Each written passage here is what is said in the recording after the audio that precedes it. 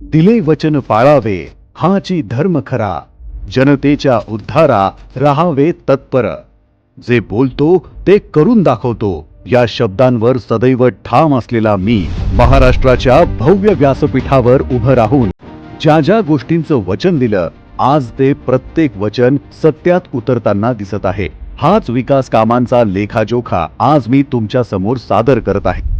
वैनगंगा नळगंगा नदी जोड प्रकल्प, या प्रकल्पाला मंजुरी मिळाली असून नागपूर, वर्धा, अमरावती, यवतमाळ, अकोला, बुलढाणा या 6 जिल्ह्यातील 15 तालुक्यातील 3,71,277 हेक्टर क्षेत्राला सिंचन लाभ मिळणार आहे।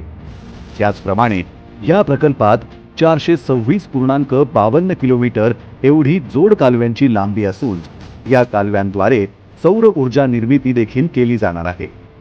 यानंतर नार पार गिरणा नदी जोड प्रकल्प, या प्रकल्पाला देखील मंजुरी मिळाली असून यात पश्चिमी वाहिनी नदी खोऱ्यातून 10.64 TMC पाणी वापर प्रस्तावित आहे, ज्यात नाशिक व जळगाव जिल्ह्यातील 49,516 हेक्टर क्षेत्राला सिंचन लाभ मिळणार आहे।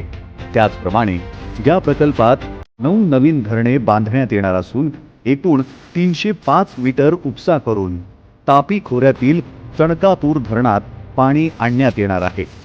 अशा प्रकारे महाराष्ट्रातील जलसमृद्धीच्या दृष्टीने वरदान ठरणाऱ्या या नदी जोड प्रकल्पांना योग्य प्रवाहात आणून मी आपणा सर्वांना दिलेला शब्द खरा करून दाखवला आहे। अर्थातच माझ्यासाठी ही फक्त विकास कामं नाहीत, तर मी पाहिलेलं नव्या महाराष्ट्राचं हे स्वप्न आहे। सांगायचं इतकंच की जिथे शब्द आणि कृती अभिमानाने एकमेकांना साथ देतात, इथूनच एका न संपणाऱ्या विकास पर्वाची सुरुवात होते। तुमचा सगळ्यांचा आशीर्वाद आमच्या पाठीशी असू द्या। तुमचा आशीर्वाद असला तर याहीपेक्षा चांगलं काम आम्ही करून दाखवू हा विश्वास व्यक्त करतो। जय हिंद, जय महाराष्ट्र।